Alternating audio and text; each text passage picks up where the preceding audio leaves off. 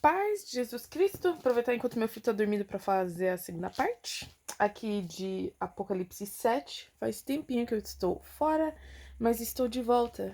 Ocupações. Eu gostaria de falar um pouco sobre a segunda parte, que é até, na verdade, a continuação do capítulo 7. Vou fazer em um vídeo só, porque é um tema central. Desculpa, é um tema per se. Então não precisa muita divisão aqui. A gente vai falar o que é mais curioso daqui, os 144 mil. Quem são essa gente? Por que tá escrito assim? E vamos falar um pouquinho disso. A primeira coisa que a gente precisa falar dos 144 mil é contra os testemunhos de Jeová. Eu gostaria de deixar isso bem claro. Esses 144 mil não são os únicos salvos. Desculpa, se você é testemunho de Jeová, você está errado. Começa errado já achando que Jesus era um anjo e não filho de Deus. Então já começa aí a seita, heresia pura. Se você é testemunho de Jeová, você não vai para o céu se você continuar crendo que Jesus não é filho de Deus e que ele não vai te salvar. E que ele é simplesmente um anjo evoluído. É mais fácil você fazer parte da nova era. Se você fizer parte da nova era, pelo menos você sabe que da bobagem você está se metendo. Enfim, vamos voltar aqui. Os 144 mil aqui é uma referência bem clara às tribos de Israel, porque está escrito aqui.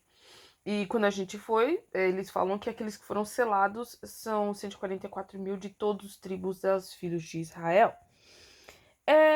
A primeira coisa que a gente precisa entender é que essa linguagem de novo é repetida no capítulo 14, ou 14 para alguns, que diz: Eu olhei e o Cordeiro estava sobre o monte Sião e com ele 144 mil, tendo na fronte descrito o seu nome e o nome de seu pai.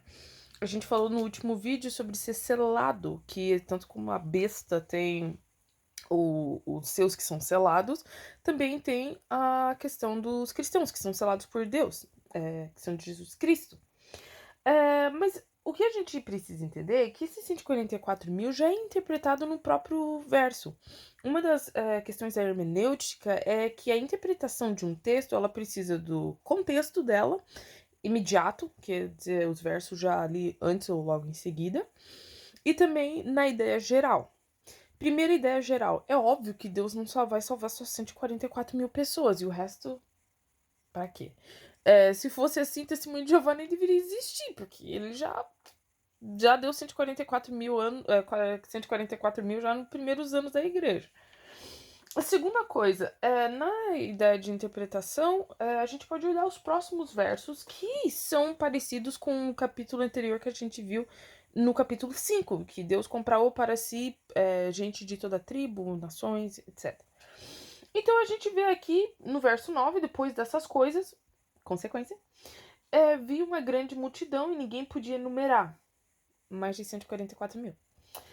De todas as tribos, povos, línguas, nações, em pé diante do trono, diante do cordeiro, vestidos de vestiduras brancas e com palmas nas mãos. Então, de novo aqui, esses 144 mil é uma representação. E ela tá aqui sendo interpretada. Quem são essa gente? Fazem parte da multidão que Jesus salvou. Agora a pergunta é, por que Jesus usou 144 mil? Não era mais fácil simplesmente falar todas as tribos, línguas e nações? Lembre-se, o teor apocalíptico, ele é bastante... como é que eu diria? Ele usa uma figura de linguagem que às vezes é difícil da gente entender se a gente não tá conseguindo olhar o contexto. A gente falou isso desde o início de Apocalipse. Nesse caso, João tá usando muito Ezequiel, muito Daniel e outros livros do Antigo Testamento. Então é óbvio que ele vai fazer uma outra conexão. Então, uma conexão que ele vai falando aqui é o que já tá no capítulo 21. Se a gente for ver, a Nova Jerusalém é feita do quê? De 12 apóstolos e 12 tribos. Multiplica 12 por 12, 144. Então, obviamente, João tá aqui só usando uma figura de linguagem para representar. A gente precisa entender que para João, e assim, eu vou fazer um outro vídeo sobre isso, a nova Israel, a verdadeira Israel, não é os judeus étnicos, não são aqueles que se chamam judeu, é o que Paulo vai dizer, não são judeus à carne, né, da circuncisão apenas a carne, mas o coração. Então, aqui Apocalipse já tá deixando muito claro que, para ele, a verdadeira Israel, a verdadeiro remanescente, que é uma ideia que já tá desde o Antigo Testamento, que não é questão de número, mas e sim de pessoas que são fiéis a Deus, já vem lá do Antigo Testamento com Israel, já vem conectado com a igreja, aqueles que se permanecem fiéis. Mas, ao mesmo tempo, algo muito curioso é que esses 144.000 representam uma ideia de militar, de militantes para Jesus, a Guerra Santa. Essa Guerra Santa não é a mesma jihad lá dos muçulmanos. Em Números 1, se a gente lembrar bem, um exército é formado. E de cada tribo é tirado um certo número de pessoas. E João está fazendo o mesmo uso dessa linguagem para falar que vai ter esse exército representante do Senhor que vai lutar a sua guerra santa. Mas essa guerra santa não é contra pessoas, mas sim os principados e potestades. Então, nesse sentido, a igreja é o exército de Deus na terra. Então, as pessoas aqui estão lutando pelo reino de Deus aqui na terra. Lembre-se, é muito interessante também, se a gente for olhar aqui, que ele começa já com onde ele tira esse pessoal. Ele começa com a tribo de Judá. Aí a pergunta é por que a tribo de Judá? Jesus é prometido que ele viria através da tribo de Judá. O Messias viria através da tribo de Judá. A gente já vê isso em Gênesis 49, a gente vê isso na Bíblia inteira, no Antigo Testamento.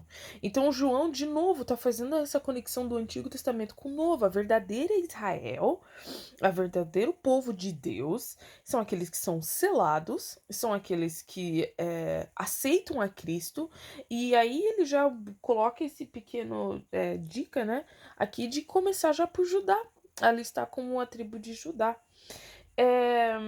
Esses eleitos, na verdade, eles fazem a vontade do Senhor, eles seguem a Jesus Cristo, eles lutam pela causa de Cristo. E como é que eles fazem isso? Muito simples. Eles seguem o passo de Jesus Cristo através da vida de Jesus Cristo, através do exemplo de Jesus Cristo. E como é que Jesus venceu? Através do sofrimento e através da fidelidade.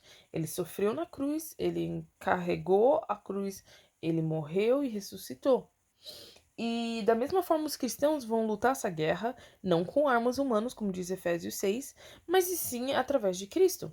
E é muito bonita essa imagem, porque ele está mostrando aqui que Jesus comprou esses povos, comprou essas pessoas para ser ele mesmo glorificado e para fazer um povo dele. E esse povo, ele vai vencer através da mesma forma como Jesus venceu. Então a igreja aqui está não só tendo uma representação, mas ela também está sendo instruída a caminhar e a viver como Jesus viveu e a ser fiel. E ela é a nova Jerusalém, a verdadeira Jerusalém. Desculpa, a verdadeira Israel. Eu creio que esse capítulo, o que a gente mais gosta de falar é realmente sobre os 144.000. Se você tiver dúvidas, pode perguntar. E creio que esse aqui fica um pouco mais fácil da gente entender e partir para o capítulo 8. Que Deus te abençoe.